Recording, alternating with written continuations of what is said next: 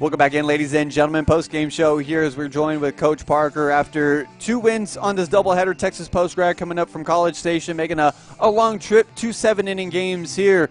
And 2 7-inning games. That first one is shutout, gave up a run in the 6th inning there. In game number 2, it might not have been the prettiest baseball, but it was pretty air-free for you guys compared to the Connors State game where it was kind of air-filled. And then good hitting all the way around, top to bottom, and small ball is what I noticed today. We pulled up the stats. You guys top in the nation, towards the top in sacrifice hits, and you continue to add a plethora of them today. Yeah, and I think a lot of it, too, was for us, we got back to playing with the right energy in Game 2. To be real honest with you, I was not pleased with how we played in Game 1. And, I know that's 7-0. What's his problem? and that's what I told our guys. It's not the win, it's not the loss, it's not the score. It's how we play the game. I think how we play the game is what allows us to be successful. And I really, for the last couple of weeks, maybe even 3 weeks, we haven't played the game the right way. To a standard that like we want to play at, and really it starts with the energy. And I don't mean in a getting a hit or throwing the ball for a strike or making every play. That's not what I'm talking about. When I say our standard, I talk about like the energy and the effort that we play with. I thought we had gotten complacent. I told our guys, I said, the hungry dog runs the fastest, and we weren't very hungry.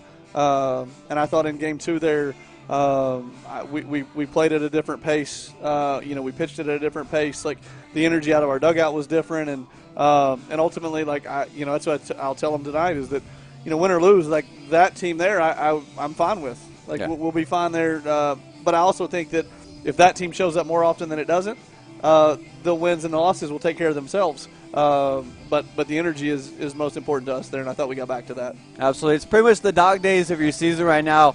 Over 40 games into it at this moment, and you're at the point where now, especially with the way you guys have performed, where you've set yourselves apart from the rest of everybody in Region 2. Tournaments down the road, you still have more games to go. Tomorrow's the biggest day of your guys' season once again. And even if it's just a Wednesday practice for you guys, it's the biggest day to correct some things today, set yourself up for a weekend series against Seminole, who's the number 2 team in Region 2 right now, and they want to find a way to knock you guys off and inch away. There's still plenty of games to be played to where it's not guaranteed that you guys will get that number 1 seed. But how do you manage getting through this later part of the season where some of the guys might be thinking about, let's get to that postseason already, we're ready for it, and just making sure you get through this regular season on the right note? Yeah, I think it started back in August, honestly, and because we talk about, last year's team went 47-7 and does that, and it's very easy to come into this season and go, man, I can't wait for the spring, or I wish the spring, or this spring we're gonna, and it's like, man, that's might be the dumbest thing I've ever heard, because we're not guaranteed the spring at that point, and the last thing you want to do is fast forward to the spring, and we always talk about, like, if you've ever had a big vacation planned and you can't wait, and then finally it gets there and it doesn't live up to the expectation because you built it up to be something different than. So how about we enjoy today's practice and we enjoy what we're trying to get done today and we enjoy how we go about our business today, and then whenever we do get to that point, it's the keep your fork slogan that we use, so often, is that, like, man, you can't skip the vegetables and you can't skip the things that you want to the main course of the meal and get to dessert, and I tell them all the time, the last thing that you could ever do is hurry up and get to something and not be ready for it. So I think it goes back to, we talked about that in August, that this team's drastically different than last year's team. There are people that thought, it couldn't be as good. Are we good or better or worse? I don't know. I don't really get into – we're never going to play those 2 teams, so what difference does that matter? Right. But I know that this team can have its own special season, and have its own story to tell.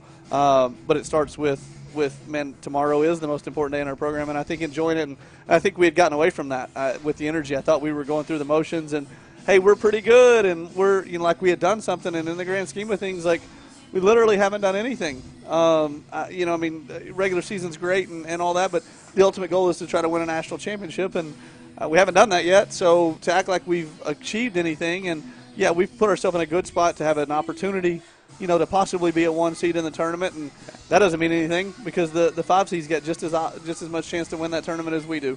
And I think, like, reminding them of that and what got us to this point has been our preparation and our energy and our focus, and let's keep that going. And I thought they handled that well to come back and get that done.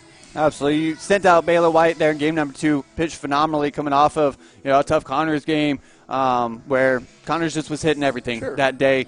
And he comes out here against Texas Post Grad, pitches beautifully. Pagan comes out, gives up that 1 run, but nothing that rattled him. You allowed Bodie to come in there and finish it off in what was a great end of the game as well. What do you guys do to be able to set yourself up for Seminole? Is it going to your aces? I know Ackenhausen, you're kind of managing him to get to the rest of the season, but you have Easton James there who, in my opinion, up for Region 2, maybe even National Pitcher of the Year at this moment with the way that he's pitching. You constantly going to be making sure your aces are out there staying warm and loose throughout the rest of the season? Yeah, I think that's, ultimately that's what they're conditioned to do. And, Ack was just a deal where we were trying to make sure that, hey, man, we saved some bullets for the end of the year. He'll be back this week in the rotation. Easton has done, after he had his 2 weeks off there, I mean, he's come back and thrown the ball really well. And, so we'll go back to that. And, hopefully those guys continue to throw the ball well. And, the guys out of the pen, to win a championship, I've always thought you had to have 2 number ones.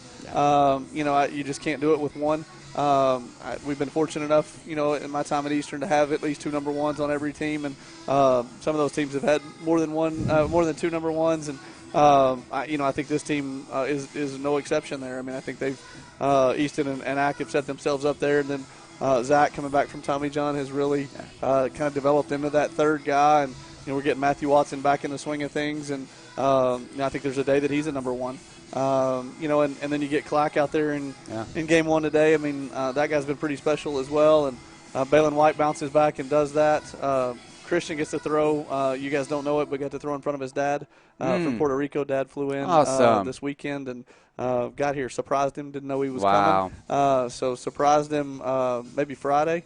And then we got a chance to throw today in front of his dad. So, I know that was a special moment for Dad to get to see him pitch in college. And I probably hadn't seen him since Christmas. Wow.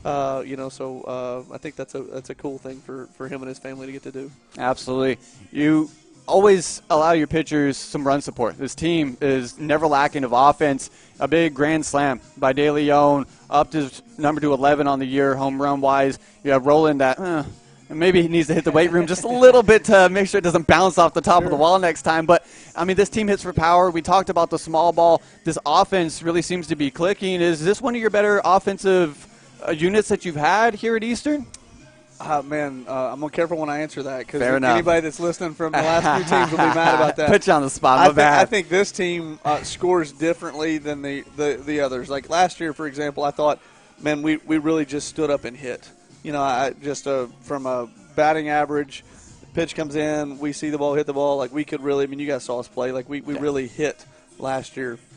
And I think this team has that ability to hit, but we also score runs several different ways, in the ability to put pressure on the defense and the stolen base or the bunt and taking the extra base and the dirt ball. And sure, there's still the guys that, Happy Gilmore, right, to just hit it in the hole in one shot. Like, it's easier to just hit it out in the trees sometimes, too, and jog around the bases. But I think this team scores differently than other teams that we've had at Eastern. I think that maybe sets them apart. That really, we're a walk away from being on third. Yeah. Or we're a walk away from, last year I felt like there were times that we had to get 2 hits with a man on first to score.